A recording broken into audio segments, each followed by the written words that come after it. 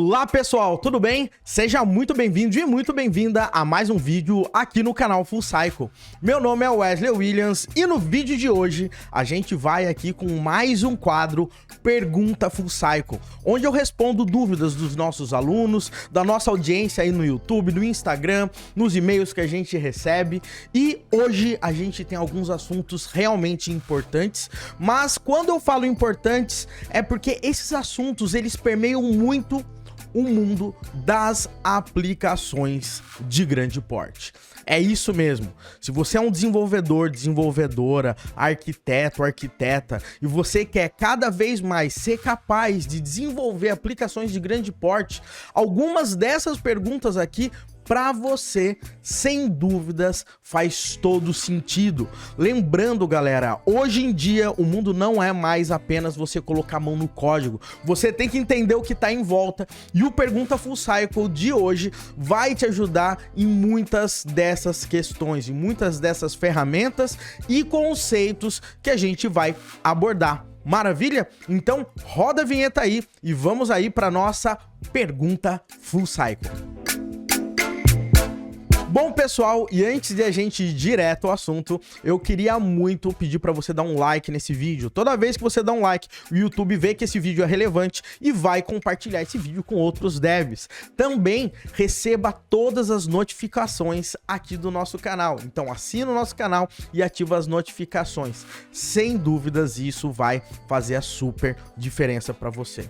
E o último recado de hoje é que eu tô deixando aqui embaixo, tá? Um link para você participar da nossa imersão Full Stack Full Cycle, que vai acontecer em dezembro, tá? Dezembro agora de 2021. Eu sei que já tem um tempinho aí, mas vou deixar o link aqui para você.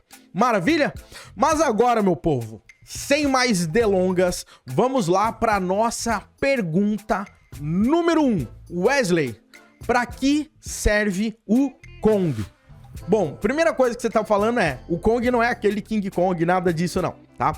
O Kong, ele é um API Gateway. O que é um API Gateway no final das contas? É a porta de entrada na sua aplicação. O Kong, basicamente, vamos imaginar que ele é como se fosse um Nginx, tá?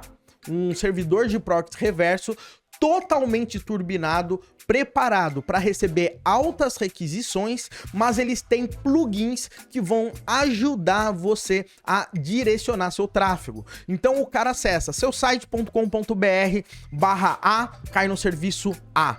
Quando acessa /B, cai no serviço B. Ah, eu vou cair num endpoint que precisa de autenticação. O próprio Kong, ele consegue trabalhar com autenticação para você. Então, se o cara não tá autenticado, ele nem chega a bater no seu serviço.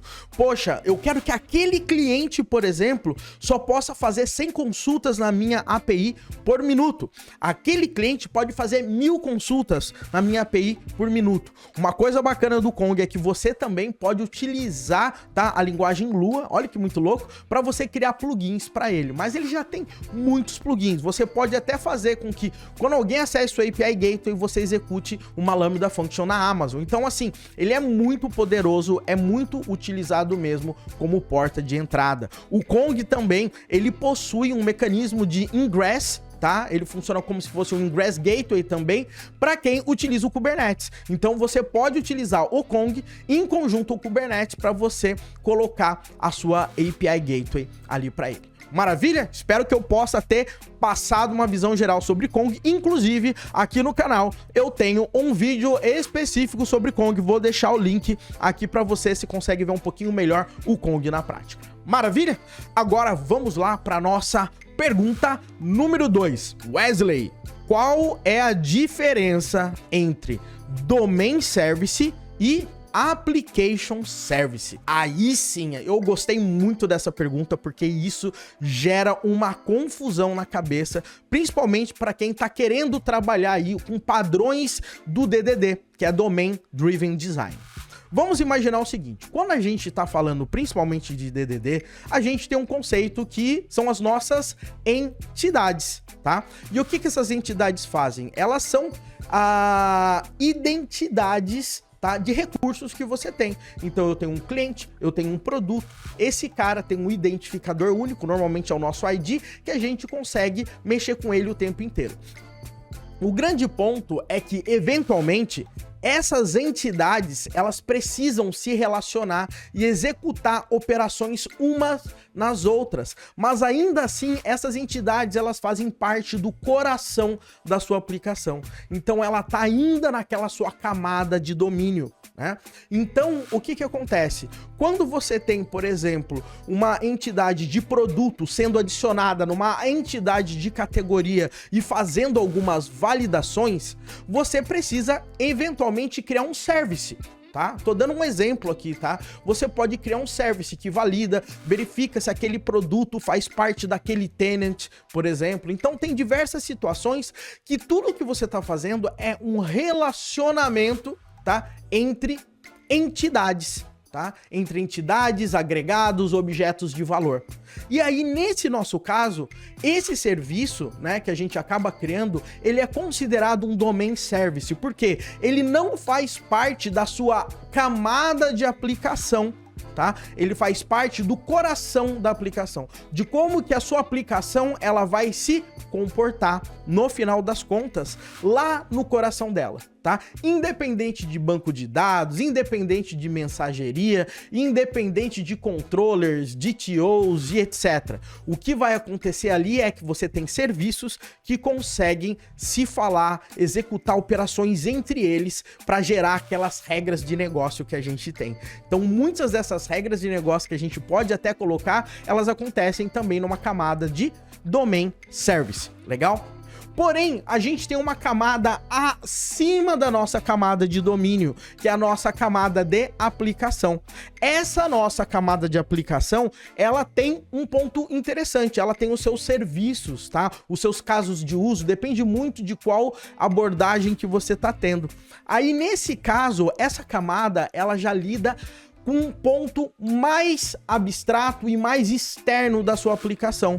Por exemplo, eu posso pegar um produto no banco de dados, chamar o meu produto, que é a minha entidade, tá? Hidratar esse cara, fazer uma alteração, salvar, mandar um e-mail, disparar uma mensagem para a fila. Então perceba que todo esse serviço, no final das contas, ele faz parte de um layer acima da camada de domínio, ou seja, ele faz, vamos dizer, aquela coreografia entre as áreas do seu sistema. Vamos imaginar que eu quero fazer a inserção de um produto. Na hora que eu insiro esse produto, eu quero disparar para uma fila que esse produto foi adicionado. Quero mandar também um log dizendo que esse produto foi adicionado. Quero mandar um e-mail falando para que o dono da categoria receba também uma mensagem, tá? Falando que aquele produto foi adicionado. Então o que vai acontecer? Você recebe aquela requisição, a requisição cai no controller e daí do controller você manda para esse service. Esse service pega a entidade de produto, consulta banco de dados, manda para fila, envia um e-mail, faz um monte de coisa. Esse cara é o seu application service. Já no caso do domain service, esse cara realiza operações dentro do domínio, validando as regras de domínio, validando as regras de negócio da aplicação. Legal? Então essa que é a principal diferença entre Application Service e Domain Service. Eu espero que eu tenha, assim, ajudado um pouco mais, né? Espero não ter complicado um pouco mais sua vida com essas dúvidas, mas eu acho que deu para ter uma leve diferença em relação a isso. Maravilha? E agora vamos então para nossa pergunta número 3. O que é um Anti-Corruption Layer, né? Ou uma camada anticorrupção? Essa pergunta ela é muito bacana porque muitas e muitas vezes a gente fica na mão, tá, de acoplar a nossa aplicação eventualmente a vendors externos, tá? Eu vou dar um exemplo para você. Vamos imaginar que eu uso uma gateway de pagamento A, legal? Então o que acontece? Na hora que eu vou fazer a minha implementação da gateway de pagamento A, o que acontece? Eu vou consumir a API dessa gateway, ok? Até aí, tudo ok. Aí, de um dia para o outro, chegam e falam para mim, olha, a gente não vai mais usar gateway A, a gente vai usar gateway B. E aí você vai falar, puxa vida, agora a coisa enrolou. Porque tudo aquilo que estava emaranhado tá? Programado na minha aplicação, no meu sistema, estava relacionado com Gateway A. Então, o que eu vou ter que fazer? Eu vou ter que mexer na minha aplicação, eventualmente na camada de aplicação minha, simplesmente para eu conseguir atender a outra gateway. Então perceba que eu tô tendo que refatorar, mexer código meu que já estava funcionando, que faz parte da minha aplicação. Agora pensa, a minha aplicação, eventualmente, obviamente, ela depende do meu gateway, mas ela não pode estar acoplada nesse meu gateway. Então, o que é, no final das contas, um layer anticorrupção, tá? É uma camada que você cria na sua aplicação que, quando você precisar, por exemplo, trocar de gateway, você vai mexer apenas nessa camada e a sua aplicação permanece intacta. É como se você criasse diversos adaptadores, tá? E uma vez que você tem diversos adaptadores, fica mais fácil. Apareceu um gateway de pagamento 3 agora, o gateway de pagamento C, XPTO. Você cria mais um adaptador, por exemplo, e esse adaptador vai falar com a sua aplicação. Mas você não vai precisar mexer nenhuma linha, entre aspas, da sua aplicação em relação a regras. Você vai ter que provavelmente instanciar um novo adaptador, entrar com credenciais, porém, a regra da sua aplicação permanece a mesma, tá? Uma dica que eu dou para você é como que você consegue ver se a sua aplicação está desacoplada o suficiente, se realmente você tá ali com um layer anticorrupção forte. Sempre quando você for implementar algo, implemente isso aí para mais do que uma solução. Então vamos imaginar que eu vou implementar uma gateway de pagamento A. Implementa. Agora implementa uma gateway de pagamento B também, ou uma gateway de pagamento fake, uma gateway de pagamento em memória, né? Se a sua aplicação funcionar e conseguir intercambiar facilmente essas gateways, ok, você tá com um layer de anticorrupção bacana. Caso contrário, provavelmente sua aplicação tá ficando acoplada demais e aí o bicho pega, vai te atrapalhar. Então, layer anticorrupção, ele serve para isso. Maravilha? Vamos agora para a nossa quarta pergunta. Wesley, para que serve Open Telemetry ou OTel, né? Vamos lá, pessoal. O que acontece é o seguinte, hoje em dia não dá mais pra gente viver sem algo que a gente fala de observabilidade. Se você hoje em dia tá preocupado em desenvolver aplicações de gente grande, aplicações que não podem ficar fora do ar, aplicações que você tem que mitigar os riscos, aplicações que você tem a noção daquilo que está acontecendo, você precisa ter observabilidade. Normalmente a gente resume isso a logs, a métricas e também a tracing, tá? Ou seja, você consegue ter correlações de chamadas para você saber o que está acontecendo dentro da sua aplicação. O problema é que a gente tem diversos vendors, tá? Como assim? Vamos imaginar que hoje eu estou trabalhando com Elastic. Amanhã eu quero trabalhar com Splunk. Depois da manhã eu quero trabalhar com o Jaeger. Depois da manhã eu quero trabalhar com Zupkin para logs, né? Então a gente tem diversas outras ferramentas para conseguir fazer mais ou menos a mesma coisa. Cada uma tem vantagens e desvantagens e etc. Agora eu vou pensar uma coisa para você. Vamos imaginar que eu fiz a minha aplicação e nessa minha aplicação, por exemplo, na área de métricas, eu queria ficar mandando métricas da minha aplicação o tempo todo para o Elastic, tá? E o Elastic, ele tem uma espécie de uma API. E toda vez que eu mando a mensagem para essa API do Elastic, vai funcionar, o Elastic vai receber. Mas amanhã, o meu chefe chega e fala, Wesley, a partir de agora, a gente não vai mais trabalhar com Elastic. A gente vai trabalhar, sei lá, com Splunk. Amanhã a gente vai trabalhar com a Oracle. Amanhã a gente vai trabalhar com New Relic. O que eu vou ter que fazer? Eu vou ter que sair mudando todo o meu software para agora eu mandar as minhas métricas para outro vendor. Né? Quando a gente também trabalha com tracing, tá? A gente, às vezes, a gente pode criar spans, né? Que são pequenas camadinhas para você ver o que está acontecendo nos mínimos detalhes na sua aplicação e você pode criar isso de forma intencional para você ter mais detalhes do que está acontecendo na sua aplicação na hora do tracing, lá na sua ferramenta de observabilidade.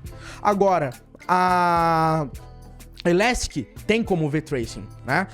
O Jaeger tem como ver tracing, Zupkin tem ver como tracer, Amazon, Oracle, Azure, todas essas ferramentas têm formas de você ver tracing. Agora, vamos pensar da seguinte forma aqui para você.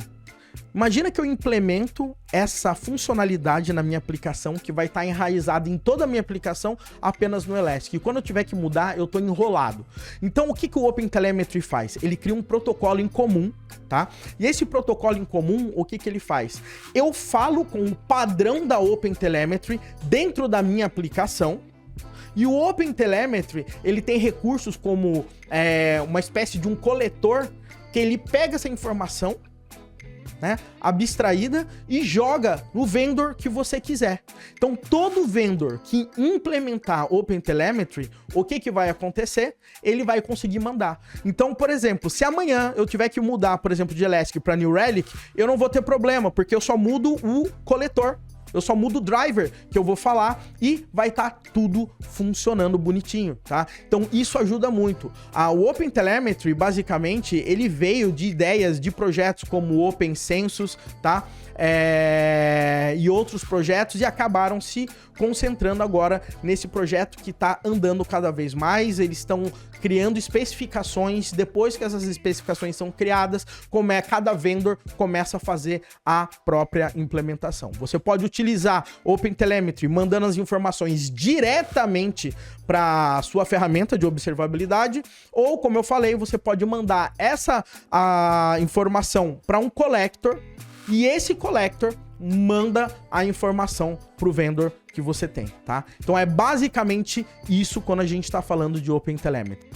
E normalmente, quando você for dar uma olhada nas documentações de OpenTelemetry, toda vez que eu falei vendor aqui para você, né, falando Elastic, New Relic, lá nas documentações, normalmente isso é chamado de back-end, tá? Então, não confunda o back-end da sua aplicação com o back-end do vendor, né? O back-end é o cara que recebe as informações do OpenTelemetry. Maravilha? Então, espero que tenha dado aí uma geral aí sobre o OpenTelemetry para você. Agora vamos lá para nossa quinta e última pergunta de hoje. O que é o Pattern Strangler Application? Nossa, olha que nome muito louco, né? Strangler Application. Vamos lá, galera. Hoje em dia, cada vez mais a gente está distribuindo as nossas aplicações. Cada vez mais a gente está trabalhando com microserviços, né? Mas o que acontece? Se você for olhar hoje em dia nas aplicações, grande parte dessas aplicações, elas são feitas ali num formato monolítico, né? E qual que é o nosso maior desafio? Como que eu posso pegar uma aplicação monolítica e transformar essa aplicação, tá, utilizando microserviços? E aí tem diversas formas de você conseguir fazer isso. Obviamente, você vai tentar mapear um pouco cada contexto da sua aplicação para ver o que faz mais sentido virar microserviço e tudo mais, mas existe um padrão muito interessante que você pode utilizar, que é o seguinte, né? A ideia é o seguinte: o seu monolito, ele é um sistema grande. Agora imagina que tem um pedacinho desse sistema do seu monolito. É um pedacinho mais, vamos dizer, periférico. Você pega esse pedacinho e transforma num microserviço. Aí, toda vez que você for utilizar seu monolito, ao invés de chamar esse pedacinho de dentro da aplicação, você já chama o seu microserviço. Depois você faz outro pedacinho.